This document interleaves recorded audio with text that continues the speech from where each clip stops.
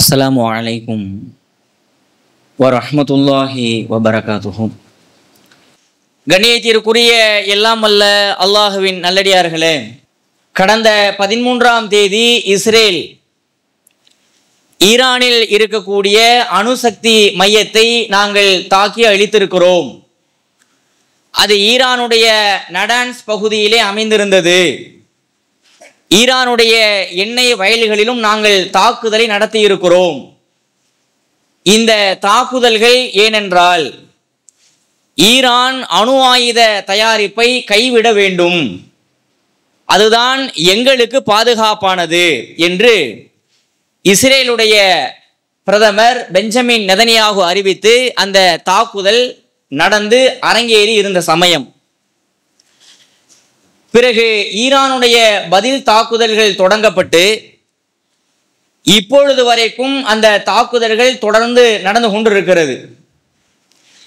இதுவரை உலக முஸ்லிம்கள் மத்தியில் ஈரான் என்றால் ஒரு நாடு, அது ஷியாக்கள் அதிகமாக இருக்கிற ஒரு நாடு, சற்று இராணுவ வலிமையில் இருக்கிறார்கள் என்றுதான் உலக முஸ்லிம்கள் அறிந்திருந்தார்கள், சில நாடுகளும் கூட.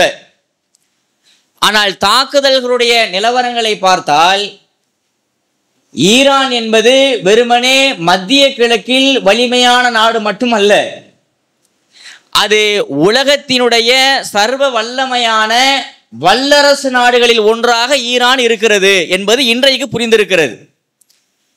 அமெரிக்காவுக்கு புரிந்திருக்கிறது, ரஷ்யாவிற்கு புரிந்திருக்கிறது, இன்னும் பல்வேறு நாடுகளுக்கு புரிந்திருக்கிறது. ஈரான் என்றால் அவ்வளவு சாதாரண நாடு அல்ல, அவர்களை தொட முடியாது அவ்வளவு எளிதில் என்று இன்றைக்கு உலக அரங்கமும் அதை ஒத்தும் கொண்டிருக்கிறது. அமெரிக்கா ஏதோ வாய் ஜவடால்கள் விடுகிறார்களே தவிர களத்தில் ஒன்னையும் காணும். அப்ப இதனுடைய பின்னணி என்ன? எதற்காக இந்த தகராறு? வெறுமனே அணு ஆயுத தயாரிப்பை ஈரான் கைவிட வேண்டும் என்பதில் மட்டுமே இந்த பிரச்சனை முடிவடையுமா என்றால் இல்லை. இந்த பிரச்சனையை பற்றி நாம் சற்று ஆழமாக தெரிந்து கொள்ள வேண்டுமென்றால் சில ஆண்டுகளுக்கு முன்பாக நாம் செல்ல வேண்டும். சொல்ல போனால் முதல் உலகப் போரில் இருந்து நாம் தொடங்க வேண்டும். அவ்வளவையும் ரொம்ப டீட்டெயில்டா பேச முடியாது. சற்று ஒரு பார்வையாக பார்த்துவிட்டு இந்த பிரச்சனை என்ன என்பதை நாம் என்ன செய்யலாம், முழுவதுமாக தெரிந்து கொள்ளலாம். முதலாவது உலக போர் நடக்கிறது.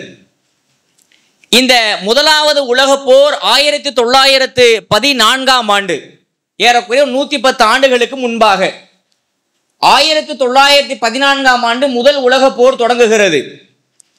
அந்த போரில் ஜெர்மனி என்கிற நாடும் பக்கத்திலே இருக்கக்கூடிய ஆஸ்திரியா, ஹங்கேரி ரெண்டுமே இன்றைக்கு தனித்தனி நாடுகள். இன்னைக்கு நீங்க மேப்ல போய் பார்த்தீங்கன்னா ஆஸ்திரியாங்கிறது ஒரு நாடு, ஹங்கேரிங்கிறது ஒரு நாடு. ஆனால் அன்றைக்கு ரெண்டுமே இணைந்து ஒரு பேரரசை உருவாக்கி இருந்தது. ஆஸ்திரியா ஹங்கேரியன் எம்பயர் என்று ஆஸ்திரியா ஹங்கேரிய பேரரசாக இருந்தது. ஜெர்மனி, ஆஸ்திரியா ஹங்கேரிய பேரரசு, துருக்கி. துருக்கி என்பது இன்றைய துருக்கி அல்ல.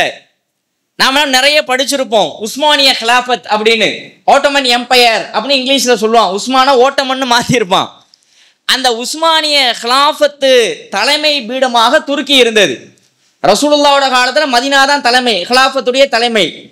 அபூபக்கர், உமர், உஸ்மான் அவருடைய ஆட்சி காலத்துல மதீனா தான் தலைமை. அலி ரலியல்லாஹுடைய காலத்துல கூஃபாவுக்கு மாற்றம் செய்யப்பட்டது. பிறகு கூஃபாவிலிருந்து பல்வேறு நகரங்களுக்கு மாற்றப்பட்டு 1914 துருக்கி என்பதுதான் உஸ்மானிய ஹிலாஃபத்துடைய தலைமையிடமாக இருந்தது. இந்த போரில் ஜெர்மனி, ஆஸ்திரியா, ஹங்கேரியா உஸ்மானிய ஹிலாஃபத்தாக இருக்கக்கூடிய அந்த உஸ்மானிய ஹிலாஃபத் முழுவதுமாக ஒரு அணியில் இருந்தன. மைய நாடுகள் என்று அந்த ஒரு அணியில் இருந்தன. எதிர்புறம் பார்த்தால் அன்றைக்கு உலகத்துடைய வல்லாதிக்கமாக இருந்த பிரிட்டன், பிரான்ஸ், அதே போல ரஷ்யா, பிறகு அமெரிக்காவும் வந்தது. அமெரிக்கா பொதுவாக நிறைய கலந்து கொள்ளல, சற்று வெளியே நின்றார்கள். ஏன்னா அன்னைக்கு பெரிய வல்லரசு அமெரிக்கா கிடையாது. அப்ப ரஷ்யா, பிரிட்டன், பிரான்ஸ் இவர்கள் நேச நாடுகள் என்கிற பெயரிலையும் இவர்கள் மைய நாடுகள் என்கிற பெயரிலையும் முதல் உலக போரில் போரிட்டு போரில் யார் ஜெயிச்சா அப்படின்னா, போரில் ஜெயித்தது அந்த ரஷ்யாவுடைய அந்த பிரிட்டனுடைய அந்த நாடுகள் ஜெயித்தன. இப்ப என்னாச்சு தெரியுமா? அவர்கள் இந்த உஸ்மானிய கிலாஃபத்து உடைஞ்சு போய் தோத்து போனதுனால உஸ்மானிய கிலாஃபத்துல எந்தெந்த நாடுகள் எல்லாம் இருக்கிறது, எத்தனை நாடுகள் இருக்கிறது? இன்னைக்கு இருக்கக்கூடிய அரபு நாடுகள் அத்தனையும் இருந்தது. சவுதி அரேபியா, ஒமான், யமன், கத்தாரு, துபாய், அதே மாதிரி பஹ்ரைனு என்று பல்வேறு நாடுகள் இருந்தன. இந்த நாடுகளை எல்லாம் சைஸ் பாய்காட் அக்ரிமெண்ட், சைஸ்னு ஒரு ஆள், பாய்காட்னு ஒரு ஆள், ரெண்டு பேருமே யாருன்னா பிரெஞ்சு பிரிட்டன், ரெண்டு பேருமே இணைந்து இந்த உஸ்மான் கிலாஃபத்தை உடைச்சாச்சு. அதுக்கு கீழே இருக்கக்கூடிய இந்த பகுதிகளை எல்லாம் நீங்களும் நாங்களும் பங்கு போட்டு கொள்ளும் ஒரு கிராஃப் போட்டான். இதெல்லாம் உனக்கு, இதெல்லாம் எனக்கு, இதெல்லாம் உனக்கு, இதெல்லாம் எனக்குண்டு. அந்த கிராஃப் தான் இன்னைக்கு ஒவ்வொரு நாடுகளும். சவுதியை தூக்கி ஒரு கிராஃப் போட்டான், இதெல்லாம் உனக்குண்டு. பஹ்ரைனு யுஏஇ தூக்கி இவன் கிராஃப் போட்டான், இதெல்லாம் எனக்குண்டு. அந்த கிராஃப் போட்டாங்கல்ல, அந்த கிராஃப் ஒவ்வொன்றுமே இன்னைக்கு தனித்தனி நாடுகளாக இருக்கிறது. ஸோ பிரிட்டனும் பிரான்ஸும் பிரித்து கொண்டன. உஸ்மானிய கிலாஃபத்தை உடைச்சி இருக்கிற முஸ்லீம் நாடுகளை எல்லாம் இதெல்லாம் நான் ஆதிக்கம் பண்ணுவேன், இதெல்லாம் நீ ஆதிக்கம் பண்ணு ரெண்டாக பிரித்து கொண்டு சிரியாலாம் பிரான்ஸுக்கு போச்சு, Saudi Arabia, Bahrain, Iran, Iraq எல்லாம் பிரிட்டனுக்கு வந்தது. இப்படியான ஆட்சி காலத்தில் பிறகு ஜெர்மனியுடைய தலைமை அதிகாரியாக முதல் உலக போரில் ஜெர்மனி தோத்து போயிருச்சு. இதுக்கெல்லாம் அந்த அரசாங்கம் தான் காரணம். ஒரு பெரிய மக்கள் கிளர்ச்சி எல்லாம் நாசி கட்சியை தொடங்கி ஹிட்லர் அதிகாரத்துக்கு அவனுக்கு ஒரு நாடு பிடிக்கணும்னு ஆசை அவன் மீண்டும் 2வது உலக போரை தொடங்கி 2வது உலக போரையும் ஜெர்மனியானது தோற்று போகிறது. இந்த காலகட்டத்தில் தான் இந்த மத்திய கிழக்கு நாடுகள்னு சொல்றது நாம் அப்படி சொல்லக்கூடாது. மேற்கு ஆசியா, நமக்கு என்ன கிழக்கிலையா இருக்குது? சவுதியோ குவைத்தோ இன்னைக்கு இருக்கக்கூடிய கல்ஃப் நாடு நமக்கு கிழக்குல கிடையாது, மேற்குல இருக்கிறது. அமெரிக்கா பயன்படுத்தக்கூடிய பதம் தான் மத்திய, ஏன்னா அவனுக்கு அது கிழக்கு, நம்ம மத்திய கிழக்குன்னு சொல்லக்கூடாது, மேற்கு ஆசியா. இன்னைக்கு இருக்கக்கூடிய ஒட்டுமொத்த அரபு நாடுகளிலும் எண்ணெய் வளங்கள் நிறைந்து காணப்படுகின்றன அப்படின்னு கண்டுபிடிக்கப்படுகிறது 1920களில். பிறகு கண்டுபிடிக்கப்பட்டு பாறை எண்ணெய், பெட்ரோலியம், அந்த பெட்ரோலியம் ஒரு கிரேக்க வார்த்தை, பெட்ரானா பாறை, ஆலியம்னா எண்ணெய், ரெண்டையும் சேர்த்து தான் பெட்ரோலியம். இந்த பாறை எண்ணெய் இருக்குது, அதே மாதிரி கேஸ் நிறைய இருக்கிறது என்பதையெல்லாம் கண்டுபிடித்து இவ்வளவு பெரிய பாலைவனத்தில் அடுத்த உலகத்தையே இயக்க போகிற அளவிற்கான ஒரு எண்ணெய் தேவைகள் இந்த நாட்டில் இருக்குது அப்படிங்கிறத கண்டுபிடித்து அந்த நாடுகளை சுரண்ட ஆரம்பித்தார்கள். இப்பொழுது அமெரிக்காவுடைய தலைமையின் கீழே அவர்கள் யாரையெல்லாம் நியமிக்கிறார்களோ அவர்களுடைய ஆதிக்கத்தின் கீழே தான் எல்லா நாடுகளுமே இருக்கு. 2வது உலக போரில் தோத்து போனதுக்கு பிறகு இனி இவ்வளவு நாடுகளை நம்ம கட்டிலாம் ஆள முடியாதுன்னு சொல்லி தான் கொஞ்சம் கொஞ்சமாக 1950களில் இருந்து ஒரு 75 வரைக்கும் ஒவ்வொரு நாட்டுக்காக விடுதலை கொடுத்தான். உலகம் பூரா இதான் வரலாறு. உலகம் பூரா ஆப்பிரிக்க நாடுகளாக இருக்கட்டும், வளைகுடா நாடுகளாக இருக்கட்டும், நம்ம இந்தியா போன்ற இங்கிட்டு கிழக்காசிய நாடுகளாக இருக்கட்டும், தெற்காசிய நாடுகளாக இருக்கட்டும், எல்லா நாடுகளுக்குமே சுதந்திரம் எப்போ கிடைச்சிச்சு அப்படின்னா பிரிட்டன்கிட்ட இருந்தும் பிரான்ஸ் கிட்ட இருந்தும் 1945க்கு பிறகு, 2வது உலக போர் முடிஞ்சதுக்கு பிறகு 1975 வரைக்கும் கொஞ்சம் கொஞ்சமாக கொடுத்துக்கிட்டே இருந்தான். இந்த உனக்கு விடுதலை, இந்த உனக்கு விடுதலை. நமக்கு 47 கிடைச்சிச்சு இல்லை, நமக்கு பாகிஸ்தான் 47 கிடைச்சிச்சு இல்லையா? இந்த மாதிரி எல்லா ஆஸ்திரேலியாவுக்கு, நியூசிலாந்துக்கு எல்லாத்துக்கும் விடுதலை கொடுத்தான். ஆனால் எண்ணெய் வளம் இருக்கிறதுனால இந்த பகுதிகளை நாம் தான் ஆள வேண்டும் என்கிற இந்த பகுதியுடைய கைப்பிடி நமக்குள் தான் இருக்க வேண்டும் என்கிற ஆதிக்க வெறி அவர்களை தூண்டிவிட்டு பல்வேறு அரபு நாடுகளில் அமெரிக்கா ஒரு உலக வல்லரசாக வளர்ந்து வந்த தருணத்தில் அவர்களுடைய தலையாட்டி பொம்மை அரசாங்கத்தை ஆங்காங்கே அமைத்தார்கள். இடையில சதாம் ஹுசேன் மட்டும் ஈராக்ல சிம்ம சொப்பனமாக திகழ்ந்தார். அவரை தவிர மீது எல்லாமே அமெரிக்காவுடைய பேச்சை கேட்டுக்கிட்டு ஓகே அப்படின்னு போகிற மாதிரி தான் இருந்தது. ஈரானும் அப்படித்தான் இருந்தது. ஈரான்ல என்ன தெரியுமா? 1850களில் இருந்து அந்த பெஹ்லவி என்கிற ஒரு மன்னருடைய அம்சம் தான் ஈரான்ல ஆட்சியில் இருந்தது. அப்ப 1950களுக்கு பிறகு முகமது ரிலா ஷா தெஹ்லவி அப்படிங்கிறவர் தான் ஆட்சியில் இருக்கிறார். அவர் யாரு? அமெரிக்காவுக்கு எதிராக இன்னைக்கு சண்டை போடுற மாதிரிலாம் போடல. அவர் ஈரானுடைய ஒரு மன்னர். கைப்பிடி ஆட்ட இருக்கும், அமெரிக்காட்ட இருக்கும்.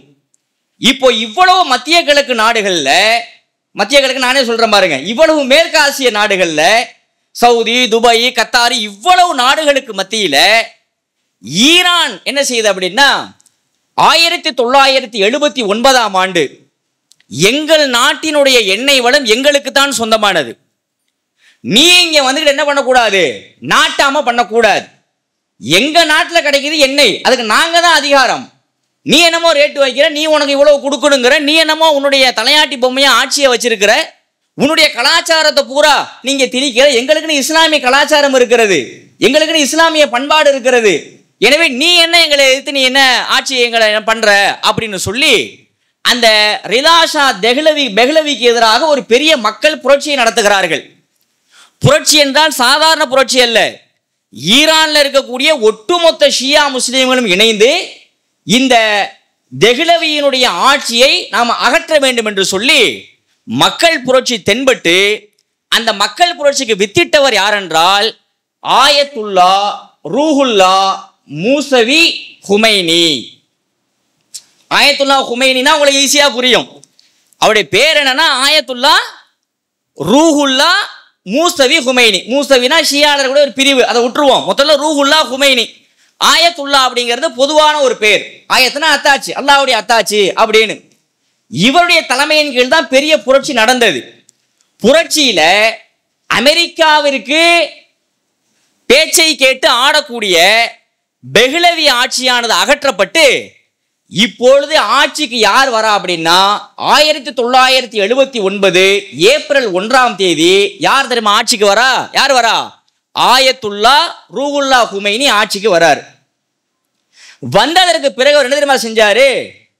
அமெரிக்காவோட நாங்க எந்த விதமான இதுலையும் நாங்க ஈடுபட மாட்டோம், உன் பேச்சை கேட்டு நாங்க ஆட மாட்டோம், எங்கள் நாட்டினுடைய பாதுகாப்பை நாங்கள் உறுதி செய்து கொள்வோம் அப்படின்னு சொல்லி அவர் தன்னந்தனியாக தன்னுடைய இராணுவத்தை தன்னுடைய நாட்டை கட்டமைக்கிறார். மிகப்பெரிய அளவுல, ரொம்ப இன்டலெக்சுவலா, அறிவு ரீதியாக. இப்ப அமெரிக்கா என்ன செய்யுது அப்படின்னா, என்னடா அப்படி புரட்சி பண்ணி நம்மள்ட்ட இருந்து நாட்டை கைப்பற்றி விட்டாங்க, நம்ம பேச்சை கேட்டு ஆடுற ஆள் இவ்வளவு நாள் இருந்தான், இப்ப இவங்கெல்லாம் நமக்கு எல்லாம் எதிர்க்கிறாங்களே அப்படின்னு சொல்லி அந்த புரட்சியினுடைய விளைவாக 53 அமெரிக்க தூதரகங்களில் வேலை செய்த பணியாளர்களை அந்த ஷியாக்களுடைய ஒரு மாணவர் பிரிவு ஹாஸ்டேஜா பிடிச்சி வச்சிருந்தாங்க, பிணை கைதிகளா 1979. அதான் ஈரானிய புரட்சி. இன்னைக்கு நீங்களா கூகுள் எடுத்து படிச்சு பாருங்க, இதெல்லாம் இன்னைக்கு படிக்கணும். அப்ப பிடித்து வைத்த பொழுது அமெரிக்கா என்ன பண்ணுது அப்படின்னா, என்ன எங்க தூதரங்கள் இருக்கிற ஆளை நீங்க பிடிச்சி வச்சிருக்கிறீங்க, ஆளை வெளியில விடுங்க அப்படின்னு சொல்லி கேட்கல. கடைசியில் அமெரிக்கா சில பிளைட்டை அனுப்பி சண்டைக்கு இறங்குகிறது 53 பேரை மீட்கிறதுக்காக. மீட்க முடிந்ததா என்றால் அப்பொழுதும் மீட்க முடியவில்லை. அடி வலுவாக திருப்பி கொடுக்கிறார்கள். உடனே அப்பொழுது இருந்த அமெரிக்க அதிபர் ஜிம்மி கார்ட்டர், இது ஏதோ நமக்கு மிரட்டலுக்கு பணி வாங்கன்னு பார்க்குற ஒரு டீமா இருக்குதா, இருந்துச்சுன்னா நாம மிரட்டலாம், இவர்கள் எதிர்த்து அடிக்கிறார்கள் சொல்லி அமைதி ஒப்பந்தத்தில் கையெழுத்திட்டார். யாரு? Jimmy Carter. நீங்க 53 பேர் திருப்பி கொடுங்க, நாங்க இனிமேல் உங்கள்கிட்ட ஒட்டும் இல்லை உறவும் இல்லை அப்படின்னு நாங்க எழுதி கொடுக்குறோம்னு அன்றைக்கு ஈரான்ல அமெரிக்க தூதரகம் காலி செய்யப்பட்டது. எங்க தூதரகமே இங்க இருக்காதுன்னு காலி பண்ணிட்டு போட்டான். எப்போ? 1979 ஈரானிய புரட்சி அவருடைய பெயர். 1979 ஏப்ரல் 1 இருந்து அந்த ஆயத்துல்லா ஹுமைனி அந்த ரூஹுல்லா ஹுமைனி தான் ஆட்சியில் இருக்கிறார். 89 அவர் மரணிச்சிட்டார். 89 இருந்து இப்ப வரைக்கும், இப்ப நமக்கு வாட்ஸ்அப் எல்லாம் போட்டோ வருது இல்லையா, இவர் அந்த ஹுமைனி கிடையாது. அவர் 89 மரணிச்சதுக்கு பிறகு இப்பொழுது வருகிறவர் யார் என்றால் ஆயத்துல்லா அலி ஹுமைனி. இவருடைய பேரு, அவர் பேரு ஆயத்துல்லா ரூஹுல்லா ஹுமைனி, இவர் ஆயத்துல்லா அலி ஹுமைனி இவருடைய பெயர். இவர் வந்ததற்கு பிறகும் ஈரானானது ஒரு தனியான ஒரு பலத்துல தன்னுடைய நாட்டை கட்டமைத்து அறிவு ரீதியாக நிறைய கட்டமைக்கிறார்கள். எந்த இஸ்லாமிய நாட்டிலும் இல்லாதது. நிறைய விஞ்ஞானிகளை உருவாக்கி வைத்திருந்திருக்கிறார்கள். இதெல்லாம் இப்பதான் தெரிய வருகிறது. நிறைய பேர் படிக்கிறான், கல்வி கட்டணம்னா ரொம்ப ரொம்ப குறைவு. இப்படியான சமயத்துல இப்பொழுது மேற்கத்திய நாடெல்லாம் அமெரிக்கா பார்த்துக்கிட்டே இருக்கான், இவன் நம்மளே எதிர்த்தவன், சோ இவனை நமக்கு எதிராக வளர விடக்கூடாது அப்படிங்கிறதுக்காக அமெரிக்கா என்ன தெரியுமா திட்டம் போடுறான், வேர்ல்டுலயே நம்ம தான் ஸ்ட்ராங்கா இருக்கணும், இவனை ஸ்ட்ராங் அடைய விடக்கூடாதுன்னு சொல்லி 1968 ஈரானிய புரட்சிக்கு முன்னாடி உலகளாவிய அளவுல ஒரு சட்டம் கொண்டு வரப்பட்டது, அணு ஆயுத பரவல் தடை சட்டம்னு. அந்த சட்டத்துல எல்லாரும் கையெழுத்து போடுங்க அப்படின்னு கேட்டாங்க. இனிமேல் நாங்க அணு ஆயுதம்லாம் நாங்க தயாரிக்க மாட்டோம், ஏன்னா 2ஆம் உலக போர்ல பயங்கர சேதம், அதான் இனிமேல் இப்படி ஒரு சேதத்தை நம்ம சந்திக்க வேண்டாம், எல்லா நாடுகளும் கையெழுத்து போடுங்க, நாங்க அணு ஆயுதத்தை தயாரிக்க மாட்டோம்னு உலகத்தினுடைய ஐநா கேட்டது அணு ஆயுத பரவல் தடை சட்டத்தை அமல்படுத்தி. அப்ப அதுக்கு முன்னாடியே அமெரிக்கா, ரஷ்யா, சீனா, பிரான்ஸ், பிரிட்டன் இந்த 5 நாடுகள்கிட்டயுமே அணுகுண்டு இருந்தது. இந்த சட்டம் கொண்டு வரதுக்கு முன்னாடியே அவன் தயாரிச்சுட்டான். இந்த 5 நாடுகள் தான் யுஎன்எஸ்சியில் இருக்கிறான். இதுல யுனைடெட் நேஷன் செக்யூரிட்டி கவுன்சில், ஐக்கிய நாடுடைய பாதுகாப்பு சபையில் இந்த 5 நாடுகள் தான் நிரந்தரமான உறுப்பினர்கள். America, Britain, Russia, China, France இந்த 5 நாடுகள்கிட்ட அணுகுண்டு முன்னாடியே தயாரிச்சுட்டான். சரி, இருக்கிற நாடுகள்கிட்ட இருக்கட்டும், அவன் பாருங்க, இருக்கிற நாடுகள்கிட்ட இருக்கட்டும், இனிமேல் யாரும் தயாரிக்காதீங்க அப்படின்னு கேட்டப்ப இந்தியா என்ன பண்ணுச்சு தெரியுமா? அப்போ இந்திரா காந்தி என்ன பண்ணாங்கன்னா, நாங்கள் கையெழுத்திட மாட்டோம், ஏனென்றால் எங்களுடைய அண்டை நாடு சீனா அணுகுண்டு வைத்திருக்கிறது, நாங்க அண்டை நாடா இருக்கிறோம், அப்ப சண்டை வந்துச்சுன்னா எங்க மேல அவங்க பயன்படுத்துவாங்கல்ல, அதனால எங்களுடைய பாதுகாப்புக்காக நாங்க அணுகுண்டை தயார் செய்ய தான் செய்வோம்னு அந்த சட்டத்துல கையெழுத்து போடல India, prime minister Indira Gandhi. நமக்கு பக்கத்துல இருக்கிற பாகிஸ்தான், அவன் சும்மா விடுவானா? பாகிஸ்தான கையெழுத்து போடல. நீ ஏண்டா போடல? எங்க பக்கத்து நாடு இந்தியாவில கையெழுத்து போடாம அணுகுண்டு தயாரிப்பாங்க அப்படின்னா நாங்க பக்கத்துல எங்க நாட்டோட பாதுகாப்பை பார்க்கணும்லண்டு நாங்க கையெழுத்து போட மாட்டோம்னு அவனும் கையெழுத்து போடல. அந்த நேரத்துல ஈரான் கையெழுத்து இட்டு இருந்தது. ஏன்? அமெரிக்காவுடைய பொம்மை அரசாங்கத்தினால. இந்த ரூஹுல்லா ஹுமைனி வந்ததுக்கு பிறகு அந்த ஒப்பந்தத்திலிருந்து நாங்க வெளியில வரோம்ட்டார். ஆட்டம் கண்டது அமெரிக்கா. என்னடா அது நம்மளை எதிர்த்து ஆட்சியை பிடிச்சி தனியா இருக்கிறாங்க, இவன் இப்ப அணு ஆயுத ஒப்பந்தத்திலிருந்து வேற வெளியில போறான், அப்ப அணு ஆயுதத்தை தயாரிப்பாங்களோ அப்படின்னு சொல்லி அன்னைக்கெல்லாம் அமெரிக்கா பெரிய ஏகாதிபத்தியம், எல்லா நாடுகளையும் பயன்படுத்தி ஈரான் மேல பொருளாதார தடையை விதிங்க, ஈரானோட நீங்க வர்த்தக தொடர்பு வச்சுக்காதீங்க, ஈரானோட வேற எந்த தொடர்பே வச்சுக்காதீங்க, நட்பு நாடுகளை வச்சுக்காதீங்க, G7ல சேர்க்க வேணாம், G8ல சேர்க்க வேணாம், G20ல கொண்டு வர வேணாம்னு எல்லாத்தையும் பயன்படுத்துறாங்க. ஆயினும் 2000ற்கு பிறகு ஈரான் அந்த அணு ஆயுத அந்த தயாரிப்பில் இறங்கியது. மொசேன் என்கிற ஒரு பெரிய சயின்டிஸ்ட் ப்ராஜெக்ட் அமாத் அப்படிங்கிற பெயர்ல ஒரு பெரிய அணுகுண்டு தயாரிப்புல ஈரான் இறங்கியது. ஈரான் இறங்க அமெரிக்காவுக்கு ரொம்ப ஆட்டம் காண்டுகிறது. ஏன்னா ஈரான் அவ்வளவு ஈஸியா தொட முடியாது யாராலையுமே. அல்லாஹ்வுடைய நாட்டத்தால ஈரானுடைய நிலப்பரப்பு இருக்கு இல்லையா, அதுவே அவர்களுக்கு மிகப்பெரிய சாதகம். ஈரானுடைய மேப்பை எடுத்து உட்கார்ந்து அப்படியே ஈரான் எப்படி இருக்குன்னு, ஈரானுடைய மேற்கு பகுதியில கல்ஃப் ஆஃப் பெர்சியன், பாரசீக வளைகுடா என்கிற சிறிய கடல் பகுதியை ஒட்டி இருக்கக்கூடிய நாடுகள்ல அந்த நாட்டில் ஆல்பட்ராஸ் மலை தொடர் முழுவதுமாக இருக்கிறது. மலை தொடரை கடந்தெல்லாம் உள்ள நுழையிறதுலாம் ரொம்ப கஷ்டம். சரி, இங்கதான் எப்படி இருக்குன்னா ஈரானுடைய வடக்கு பகுதியில் காஸ்பியன் கடல் இருக்கிறது. காஸ்பியன் கடலுக்கு பக்கத்தில் அசர்பைஜான், ஆர்மீனியா, அங்க 2 தீவுகளை ஈரானை கைப்பற்றி வைத்துக் கொண்டு அந்த சைடு சில மலைத்தொடர்கள் இருக்கின்றன.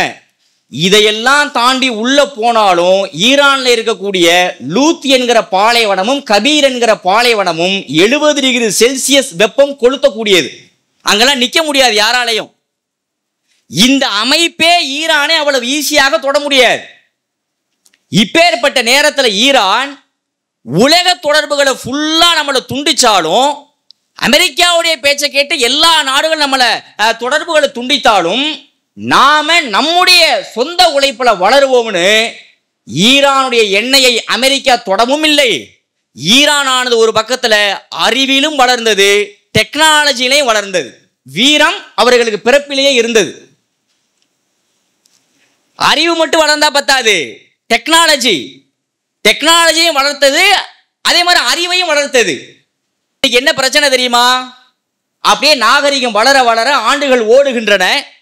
2015க்கு பிறகு ஈரானுடைய வளர்ச்சியானது உளவுத்துறையின் மூலமாக அமெரிக்காவுக்கு ரொம்ப பயத்தை ஏற்படுத்துது. ஒபாமா வராரு, வந்து நீங்க இந்த மாதிரி ஏதாவது கையெழுத்தாவது போட்டுருங்களேன்னு ஒபாமா இருக்கும் பொழுது மீண்டும் ஈரான் கையெழுத்திட்டது. சரிங்க, நாங்க வந்து கொஞ்சம் அணு ஆயுத தயாரிப்புல ஈடுபடல, கொஞ்சம் நிறுத்தி வச்சுக்கிறோம்னு கையெழுத்து போட்டது. 2018 வெளில வந்துருச்சு. ட்ரம்ப் வந்தார்ல, ட்ரம்ப் வந்தவொடனே அதெல்லாம் முடியாது, அதெல்லாம் ஈரான் செய்யறாங்க, கையெழுத்து போட செஞ்சுக்கிட்டு தான் இருக்கிறாங்க, ட்ரம்ப் வெளியில போனார். பிறகு சண்டையானது முற்றி 2020 அந்த அணு விஞ்ஞானியுடைய தலைமை விஞ்ஞானி இருந்தார்ல மொசைன், அவரை அமெரிக்கா குறி வைக்கிறது. இவனை காலி பண்ணா இவங்க இதை தயாரிக்க முடியாது அப்படின்னு சொல்லி 2020 ஒரு நாள் அவர் வீட்டுக்கு போகும் பொழுது, நவம்பர் மாதம் 2020 நவம்பர், கொரோனாவுடைய அந்த காலகட்டம், அப்பொழுது திடீரென்று ஒரு ட்ரக்கை நிப்பாட்டி அந்த இடத்துல வண்டியை ஒரு பெண்ணை குறுக்க வர மாதிரி வரவழைச்சி வண்டி ஒரு வண்டி ஸ்லோ ஆன உடனேயே அந்த ட்ரக்குக்கு பின்னாடி இருந்து ஒளிந்து கொண்டு படுபயங்கரமாக சுட்டதில் மொசைன் வெளியில் வந்தார். அவரை மட்டும்தான் சுட்டாங்க. ஒரு ஒய்ஃப் இருந்தாங்க, ஆனால் அவரை மட்டும் தான் சுட்டாங்க. வெளியில் வந்து ஒரு காரு டோரை திறந்து அப்படி தப்பிச்சுக்கிறாரு. இருந்தாலும் சுற்றி வளைச்சு சுட்டதில் அவர் சரிந்து விழுந்து மடிந்தார். மொசைனுடைய அந்த படுகொலையானது ஈரானுக்கு ஒரு பெரிய பின்னடைவை தந்தது. ஒரு பெரிய அணு விஞ்ஞானி, ஆப்ரேஷன் அமாதுங்கிற பெயரை நம்ம செஞ்சதுடைய லீடரே இவர் தான். இவர் இன்னைக்கு வந்து கொண்டுட்டாங்களேன்ற தரப்புல ரொம்ப பயங்கரமான ஒரு பின்னடைவு தான். பிறகு 2021-22 வாக்கில் ஈரானுடைய இராணுவ ஜெனரல் மேஜர் காசிம் சுலைமானி, அவரையும் என்ன செய்யுது அப்படின்னா அமெரிக்கா வந்து திரும்பவும் சுட்டு கொள்கிறது. இப்போதான் ஈரான் பார்த்துச்சு இந்த மாதிரி ஒவ்வொரு ஆளாக போட்டு தள்ளிட்டு நம்ம சரி வராதான்னு சொல்லிட்டு அமெரிக்கா அடித்தது செவ்வாய்க்கிழமை. யார? காசிம் சுலைமானி இறங்கி போனப்ப, வருகிற வெள்ளிக்கிழமைக்குள்ள உங்களை நாங்கள் திருப்பி அடிப்போம் என்று ஈரான் சொல்லி அடித்தது. சவுதி அரேபியா ஈராக்கில் இருக்கக்கூடிய அமெரிக்காவுடைய ஏர்பேஸை சொல்லி அடித்தது ஈரான். முதல் அடி அமெரிக்காவுக்கு 87 போர் விமானங்கள் காலி 2022. அப்ப அமெரிக்கா என்ன நினைக்கிறான்னா, ஆஹா திருப்பி அடிக்கிற அளவுக்கு இருக்கிறான், ஏர்பேஸை அடிச்சு காலி பண்ண சவுதியில் 87 போர் விமானங்கள் காலி ஆயிருச்சுன்னு சொல்லி மீண்டும் இந்த பிரச்சனையில இஸ்ரேல் கசாவுடைய பிரச்சனை ஒரு பக்கம் போயிட்டு இருக்கும் பொழுது ட்ரம்ப் மீண்டும் ஆட்சிக்கு வருகிறார். வந்த உடனே இது சம்பந்தம் இல்லாம இஸ்ரேல் இப்பொழுது அட்டாக் நடத்தி இருக்கிறது. ஏன்? அணு ஆயுதம் தயாரிக்கிற நீ தான் அணு ஆயுதம் வச்சிருக்கிற, நீ மட்டும் வச்சிருந்தா மட்டும் அது உலகத்துடைய செக்யூரிட்டியா? ஏண்டா உனக்கு பக்கத்து நாடு எது? இஸ்ரேலுக்கு பக்கத்து நாடு ஜோர்தான். ஜோர்தானை கடந்து பிறகுதான் என்ன பண்ண முடியும்? இங்கிட்டு இந்த துருக்கி, சிரியா, ஈராக் இதெல்லாம் கடந்து தான் இங்கே ஈரானுக்கு வர முடியும். 2500 கிலோமீட்டர். ஈரான்லாம் வைக்கக்கூடாது, அணு ஆயுதத்தை வைக்கக்கூடாதுன்னு திருப்பி அடிக்கிறார்கள். ஈரான் பார்த்தது இந்த முறை விடவே கூடாதுன்னு அன்று பிடித்த அடி துவைத்து எடுத்து கொண்டிருக்கிறார்கள் அல்லாஹ்வுடைய கிருபையினால. 1948 மே 14 இஸ்ரேல் உருவானது. 2ஆம் உலக போருக்கு பின்னாடி. அன்றிலிருந்து இன்று வரை இப்படி ஒரு வரலாறு காணாத அடியை இஸ்ரேல் வாங்கியதே கிடையாது. ஒரு போட்டோ வெளியில வராது. அதான் நிதர்சனம். நீங்க போட்டோலாம் பாத்தீங்கன்னு வச்சுங்களேன், மீடியாவில் பத்திரிகையில ஃபர்ஸ்ட் ஒரு 4 நாள் என்ன பண்ணிட்டு தான் இஸ்ரேல் தாக்குகிறது, ஈரான்ல பாருங்க அதெல்லாம் சொல்லிட்டு இருந்தாங்க. இப்ப ஒன்னையும் காணோம். தலைப்பு செய்தி எழுதுறான் இஸ்ரேல் தாக்குகிறதுன்னு. உள்ள படிச்சு பார்த்தா ஈரான் தாக்குறதா எழுதி வச்சிருக்கிறான் எல்லாத்தையும். அடி என்றால் அடி, உங்க வீட்டு அடி எங்க வீட்டு அடி இல்ல, அப்பேற்பட்ட ஒரு அடியை ஈரான் அடித்துக் கொண்டிருக்கிறது. திருப்பி பெஞ்சமின் நெதன்யாகு ஆளை காணோம். இஸ்ரேல் அடிச்சா ஏன்டா அமெரிக்கா வரான், ட்ரம்ப் ஏன் பேசுறான்? ஆயத்துல்லா அவர் குமைனி இருக்கிற இடம் எங்களுக்கு தெரியும், நாங்கள் அவரை உயிரோட ஆனா விட்டு வச்சிருப்போம். மிரட்டுறது, அடி மிரட்டி பார்க்கறது. அடுத்தது என்ன, கொஞ்சம் என்ன ஆழமா, என்ன இந்த மிரட்டலுக்கு பயப்படலையே அப்படின்னா அமெரிக்கா டைரக்டா இந்த போர்ல களமிறங்கும் என்றெல்லாம் சொன்னார்கள். அதற்கு நேற்றைக்கு அலி குமைனி பதிலடி கொடுத்திருக்கிறார். என்ன தெரியுமா சொன்னாரு? அமெரிக்கா எங்களோடு போரிட்டால் சீர்திருத்தம் செய்ய முடியாத பின்விளைவுகளை சந்திக்க நேரிடும் சொல்லிட்டு அடுத்த வார்த்தையை போடுறாரு.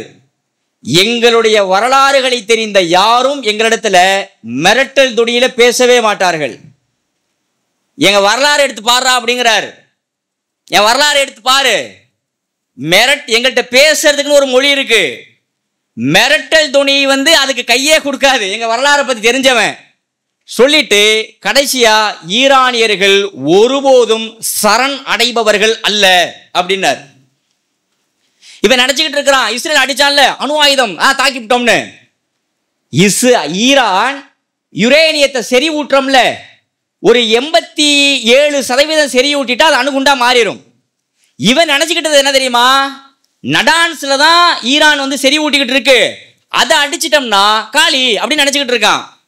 10% செறிவூட்டல் தான் அங்கு நடந்தது. 10% கம்ப்ளீட் ஆயிருச்சா, இடத்த மாத்திர அதை தூக்கி வேற இடம். 20 ஆயிருச்சா, இப்ப எடுத்து வேற இடம். 30 ஆயிருச்சா, இப்ப வேற இடம். இப்ப எங்க இருக்குதுனே தெரியல. ஈரான் சொல்லுகிறது போர்ச்சோ மலைக்கு அடியிலன்னு சொல்லுது, அதுவும் அங்க இருக்குன்னு தெரியல. 87% செறிவூட்டி விட்டால் ரெடி. ரெடினா என்ன? அழிக்கிறதுக்கு இல்ல, நீங்க எல்லாம் வச்சிருக்கிறீங்க, நானும் வச்சிருக்கிறேன். G7 மாநாட்டில் என்ன பேசுறாங்க எல்லாம்? அது இஸ்ரேலுக்கு பாதுகாத்துக் கொள்ள உரிமை அவர்களுக்கு இருக்கிறது, நீ என்ன வேணாலும் மன்னிக்க அப்படிங்கிறான். சரி பண்ணு. இப்ப பண்ணதோடைய வந்த விளைவு என்ன? இன்னைக்கு மொசாதுடைய ஹெட் குவார்டர் அடி வாங்கி இருக்கிறது, இஸ்ரேலிய ராணுவத்துடைய தலைமையகம் அடி வாங்கி இருக்கிறது, ஹைஃபா துறைமுகம் அடி, டெல்லவிவ் அடி, கிரேட்டர் டெல்லவிவ் அடி. ஒரு இடத்துல மட்டும் பார்த்தா கோலன் ஹைட்ஸ் சிரியாவுடைய பார்டர்ல 1967 போர்ல சிரியாவுக்கு சொந்தமான கோலன் ஹைட்ஸை இஸ்ரேல் அபகரிச்சுக்கிச்சு, அங்கேயும் உழுவுது அடி. இப்பேற்பட்ட அடிக்கு மத்தியில் தற்பொழுது அமெரிக்கா விழிபுதிங்கன்னு இருக்கிறது. என்னடா செய்யறது? போர்க்கப்பல் அனுப்புடா, எனக்கு அனுப்பு பார்ப்போம் அப்படின்னு. நேற்றைக்கு புட்டின் அறிக்கை வெளியிட்டிருக்கிறார், அமெரிக்கா நேரடியாக இந்த போரில் பங்கெடுத்தால். புட்டினுடைய அறிக்கைக்கு முன்னாடி இன்னொன்று என்ன தெரியுமா? அமெரிக்கா வருது, அமெரிக்கா வருது. இப்பவே அமெரிக்கா தானே இருக்குது, இஸ்ரேலா இருக்குது, இப்பதான் அமெரிக்கா தான் இருக்கிறான். சரி, அமெரிக்கா நீ போர்க்கப்பலை தான் கொண்டு வாவே, எங்கன கொண்டு வருவ? போர்க்கப்பலை எங்கே கொண்டு வருவ? பெர்சியன் கல்ஃபுக்குள்ள ஸ்ட்ரெய்ட் ஆஃப் ஹுர்முஸ் இருக்குது, ஹுர்முஸுடைய ஜலசந்தியை நோக்கி தானே கொண்டு வருவ. ஹுர்முஸ் ஜலசந்தியவே உன் போர்க்கப்பல் நெருங்காது. இல்லை நாங்கள் செங்கடல்ல போய் அடிப்போம், செங்கடல்ல போய் அடி, அங்க இருக்கிறான்ல எங்க ஆளு ஹவுதி. போர்க்கப்பலால் அமெரிக்காவுக்கு எந்த பலனும் இல்லை. ஒரு போர்க்கப்பல் காலி ஆயிடுச்சுன்னு வைங்க, அமெரிக்காவுடைய மானம் போச்சு. இவன் இவ்வளவு தாண்டா வெயிட்டு, ஈரான் தான் வெயிட்டுன்னு உலக அரங்கில் மாறி போயிடும் நிலைமை. பங்கெடுப்போம்னு சொன்ன ஆளு முந்தா நாள் சொல்றாரு, நாங்க பங்கெடுப்போம், பங்கெடுக்காமலும் இருக்கலாம் அப்படிங்கிறாரு ட்ரம்ப். நேற்றைக்கு புட்டின் சொல்லி இருக்கிறார், இந்த போரில் அமெரிக்கா நேரடியாக தலையிட்டால் அடுத்ததாக ரஷ்யா இந்த போருக்குள் வரும். ஒருவேளை அமெரிக்கா இந்த போரில் தலையிடும் பட்சத்தில் மில்லிமீட்டர் டிஸ்டன்ஸ் தான் இருக்குது நியூக்ளியர் வாருக்கு அப்படிங்கிறார் புட்டின். மில்லிமீட்டர் தொலைவு தான் அணுகுண்டு போருக்கு, ஞாபகம் வச்சுக்க அப்படின்னு புட்டின். சைனா சொல்கிறது, ஈரானுடனான இந்த போரில் அமெரிக்கா பங்கிட்டால் சைனா ஈரானோடு சேர்ந்து கடுமையாக உங்களை எதிர்ப்போம். இவங்க ரெண்டு பேரும் அறிக்கை. இன்னொருத்தர் இருக்கிறார்ல வடகொரியா, கிம் ஜோங் உன், அவர் அறிக்கையை ஒன்னையும் காணாம் பெரிய அளவில் அபிஷியலா. அவர் என்ன பண்ணிருக்கிறார் தெரியுமா? ஆயுத ஃபேக்டரிகளுக்கு போய் போர் வரப்போது அதிகமாக மேனுஃபேக்சரிங் பண்ணுன்னு டைரக்டா போய் சொல்றாரு, நாங்கள் ஈரானுக்கு ஆதரவாக இருப்போம்னு. வடகொரியா இணைந்தால் 3வது உலக போரும் தொடங்கிவிடும். போர் என்றால் அது ஏதோ பெரிய இதுக்கெல்லாம் கிடையாது. இப்போ நம்ம எதனா சந்தோஷமாக பேசிக்கிட்டு இருக்கிறோம். ஏண்டா நீ அணுகுண்டு வச்சிருக்கனா அவனுக்கு அணுகுண்டு வைக்கிறதுக்கு உரிமை இல்லையா? பேசுறாங்க எல்லாம், இப்படி தாக்குகிறார், மருத்துவமனையை தாக்கி விட்டாங்க நேற்று அப்படின்ட்டு. ஏண்டா காசாவில் நீங்கள் ஆடிய ஆட்டம் என்ன? சின்ன சின்ன குழந்தைகள், பெண்கள், முதியவர்கள் என்று எல்லாரையுமே கொன்றொழித்த பொழுது G7 மாநாடு எங்கே போச்சு? G7 அந்த நாடுகளுடைய அறிக்கை எங்க போச்சு? இங்க இருக்கக்கூடிய மீடியா, ஏன்னா இந்த BBC வேர்ல்டு, CNN, IBN அப்படியே வாங்கி எடுப்பாங்க. இங்க உள்ளவெல்லாம் இங்க மீடியா, தாக்குதல் இஸ்ரேல் அடிச்சுச்சுனாக்கா எதுக்கு அமெரிக்கா இறங்கி வருது? அன்கண்டிஷனலா நீங்க சரண்டர் அடையணும். ஏன் வருது? ஏன்டா பேச்சுவார்த்தை கூப்பிடுறீங்க? புட்டினை விட்டு பேச விடுறீங்க, கத்தாரை விட்டு பேச விடுறீங்க, ஒமானை விட்டு பேச விடுறீங்க. ஏன் பேச விடுறீங்க? அமெரிக்கா தலையிட்டால் ஈராக்கு, குவைத்து, சவுதி, பஹ்ரைன்ல இருக்கக்கூடிய ஒரு ஏர்பேஸ் மிஞ்சாது என்று ஈரான் கொக்கரித்திருக்கிறது. அமெரிக்காவுடைய ஏர்பேஸ் ஒட்டுமொத்த மானமும் போயிடும். இப்ப என்ன தெரியுமா? இருக்கக்கூடிய மற்ற அரபு நாடுகள் மட்டும் ஈரானுக்கு ஆதரவாக நின்றால் நிலைமை எப்படி மாறும்னு தெரியுமா? ஈரானுக்கு சப்போர்ட் மட்டும் ஒட்டுமொத்த அரபு நாடுகளும் செய்துவிட்டால் அல்லாஹ்வுடைய அருளால் நாளை உலகினுடைய எம்பவர்மெண்ட் கண்ட்ரி, வல்லரசு நாடு ஈரான் தான். ஈரான் ஷியா, அகீதா ரீதியா பார்த்தா அவங்க ஷியாங்கிறது இஸ்லாத்துடைய பல முரண்பட்ட கொள்கைகள் தான், அதுல இல்லைன்னு சொல்லல. ஆனால் பேசுவது அரசியல் பிரச்சனை, அகீதா பிரச்சனை இல்லை. இங்க இருக்கக்கூடிய சில ஆளுங்க பேசுறாங்கல்ல, அது இவன் ஷியா, அவன் அது, ரெண்டு பேரும் நமக்கு எதிரி தான். ஷியா என்பது முஸ்லிம்கள்ல ஒன்றுதான். அகீதா ரீதியா பிரச்சனை இருக்குதான். தூதுத்துவத்துல அல்லாஹ் ஒருவன்கிறாங்க, தூதுத்துவத்துல அலியை சேர்த்துக்கிறாங்க, ரைட், ஓகே, அது ஷியா பிரச்சனை தான். ஆனா இப்போது நடப்பது அரசியல் பிரச்சனை.